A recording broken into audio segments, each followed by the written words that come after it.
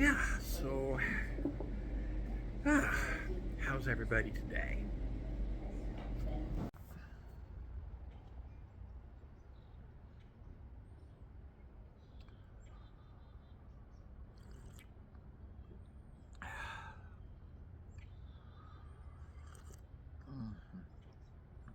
Oh, good morning.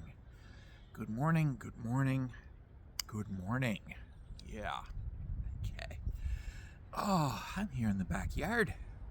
It's quite enjoyable. It's very, very peaceful and serene. Of course, it's a weekday, so there is a bit of traffic outside, and you can hear the cars going by. You can also hear the wind chimes and the birds if you listen carefully. Yeah. Anywho, yeah. Mm. Ah. So I wanted to talk about some of the batshit crazy things that evangelicals are still telling me about me as they try desperately to fit me into their categorizations, to fit me into their fantasies and their mythologies and their ideological position. And to point out once again that, yeah, that's bullshit. Because, well, it is bullshit. It has always been bullshit. Yeah, it's bullshit. But yeah, to explain once more, as if I haven't explained this often enough. I mean, honestly, it's exhausting sometimes having to explain to these people, and this is not to say that they are stupid. They love to pretend that we're calling them stupid. And while it is certainly true that many of the things that they say are incredibly stupid, sometimes they themselves are actually of perfectly reasonable intelligence. They've just been so heavily indoctrinated and brainwashed that they cannot see past the ideological bullshit that they have been fed. And I get that, because I was fed the exact same ideological bullshit. I was taught Christianity from a very young age. It was spoon-fed to me in school and in the media. Most TV shows were created by Christians who did want to make sure everybody understood that Christianity is the only real religion. And the portrayal of Christians as basically good, and the portrayal of non-Christians as utterly not good in the media was constant. Non-Christians were demonized, especially atheists. Atheists were especially demonized in the media. And we're talking the 1970s. It's the 1970s. Yeah. But also through the 1980s and a little ways into the 1990s. I mean, yeah. The first positive portrayal of an atheist in the media wasn't that positive. It was in a movie about a new ice age, and there was a skinny little man who wanted to protect the Gutenberg Bible, and they asked, "Are you religious?" And he said, "I'm an atheist." Okay, so you finally have an atheist who's not an absolute boogeyman, but did you have to make him a pathetic wimp? Although, admittedly, showing him protecting a book, the Gutenberg Bible in this case, the original Gutenberg Bible, which is not in New York, despite the movie saying that it is, that's definitely something an atheist would do. So obviously they did some research. Books matter to atheists. We cherish books. We all cherish books. We value them very highly. And yes, the Gutenberg Bible is one of the books that absolutely deserves to be protected because it represents a watershed. in human communication and in the advancement of human dignity. The printing press created Gutenberg's Bible. It also gave us the entire modern world.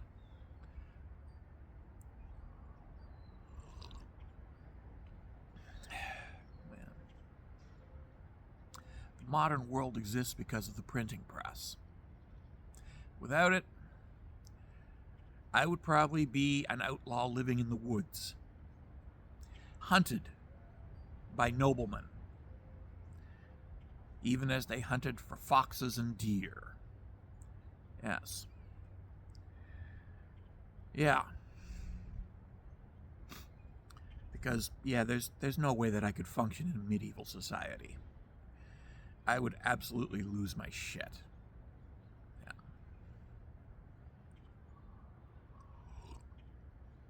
Yeah. So, anywho. Yeah. Ah. Atheists are human beings. Yeah. We are human beings. And that's an incredible admission for Hollywood to make. Finally. In one movie. Just one. So yeah, I'm impressed. In politics, we are still demonized. And in most media, we are still demonized. But one movie, ever, in all of history, portraying us as human beings, that's good. That's really good. Compared to, quite literally, just a few years previously, when one of the hallmarks of being a villain character was atheism. You were a homosexual, and or an atheist, and or a communist, and or a mixed race person. Yeah. Yeah. That's how atheism was portrayed. That we were cackling behind our capes. Wah ha ha ha ha ha. Yeah. Yeah.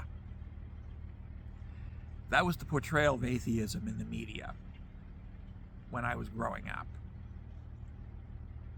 Cackling villains. Mm-hmm. Yeah. So, anywho. Yeah. My nephew just came out.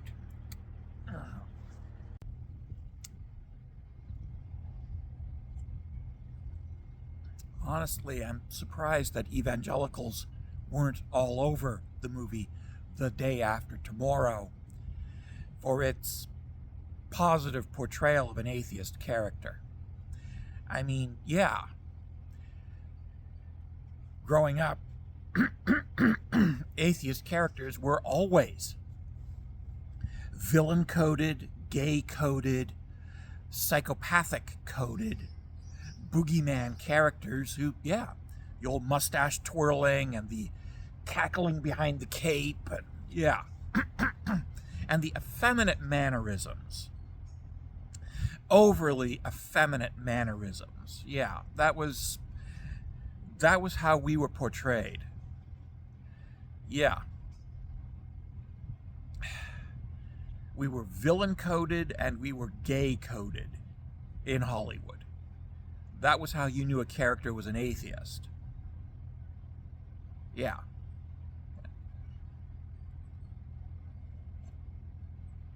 Oh, wow. So yeah, I'm honestly shocked that the evangelicals weren't all over The Day After Tomorrow for its positive portrayal of an atheist character. I'm amazed. It's remarkable how they didn't jump on it and freak out about it and protest in front of movies because an atheist was portrayed as human. Yeah. Yeah. Yeah. So, yeah. When atheists are portrayed in Hollywood media, we are portrayed as boogeymen. So I didn't really have any inclination towards atheism growing up. I mean, I had been taught to hate and fear atheists and atheism just like every other Christian is taught to. It was part of my social indoctrination. And yeah, I learned the same way everybody else did, through the media. Atheists are bad. Atheists are gay. Atheists are sissies. Oh yeah, that was all part of my indoctrination. So yeah, how did I arrive at atheism?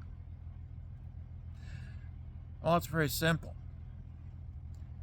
I actually read my Bible. I read my Bible. And I read it not in the order that I was told to read it. Read these parts. Only these parts, and don't read that part over there. Don't read that part, and don't read that part. No, I read the whole thing. Cover to cover. And I cross-referenced it extensively. When I was finished, I had highlighted so much of the Bible that it was a veritable rainbow on every page of cross-referencing to everything. Yeah, it was scary. And that was with my Good News Modern English. Then I tackled the King James. Then I tackled the Episcopalian. I did the whole cover-to-cover thing on multiple versions of the Bible and arrived at the conclusion that it was all of it, bullshit. Now, this is not to say that I have a problem with the character Jesus. I hold Jesus in high regard the same way that I hold Harry Potter in high regard, or Luke Skywalker, or Frodo Baggins. They're all heroic characters. Jesus might have even existed, but he certainly wasn't a god.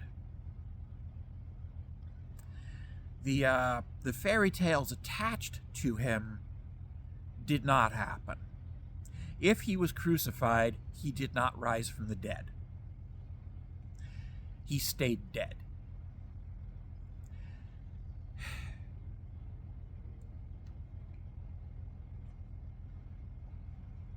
Which I suppose is probably a good thing, because it would have given him martyrdom credibility, martyrdom cred for his teachings, which incidentally have continued down through the ages. And yeah, the teachings attributed to Jesus are good teachings, but they're not original. They're Buddhist. They're very old Buddhist teachings that, yeah, I'm quite willing to say that Jesus, if he existed, was a Palestinian Jew who, after getting in trouble with the Roman authorities, fled to India, lived in India for a few years, learned Buddhism, and came back a Buddhist, and started preaching Buddhism to a largely Jewish population that very quickly polarized into two groups: those who welcomed the new teachings and those who absolutely hated them. And yeah, those who welcomed the new teachings would eventually become the nucleus of Christianity, and those who absolutely hated them would go on to continue with Judaism. Yeah.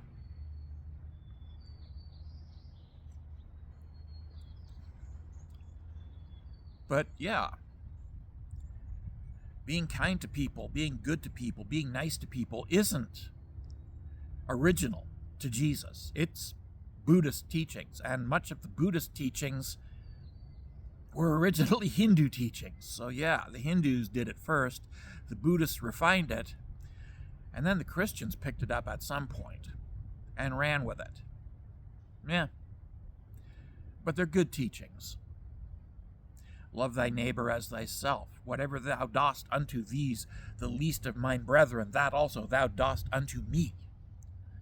Blessed are the peacemakers. Blessed are those who hunger for and thirst for justice. Blessed are the compassionate. Blessed are the humane. Blessed are the merciful. This is all good teaching. And it's all Buddhist teaching. And I wish that evangelicals would pay attention to those parts of the Bible, the good parts of the Bible, and follow those instead of following the bad, scary, hateful parts of go into the land and kill. Yeah. Because, evangelicals don't really like Jesus very much. At least they don't like his teachings.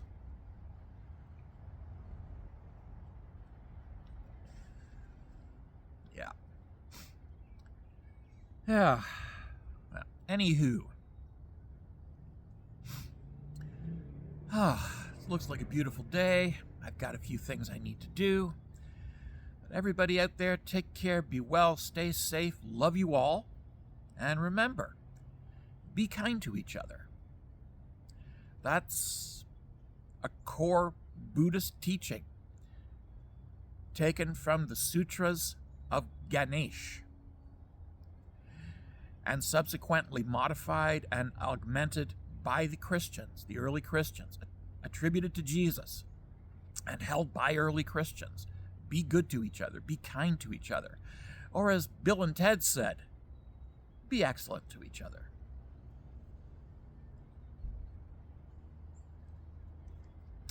Go Wild Stallions.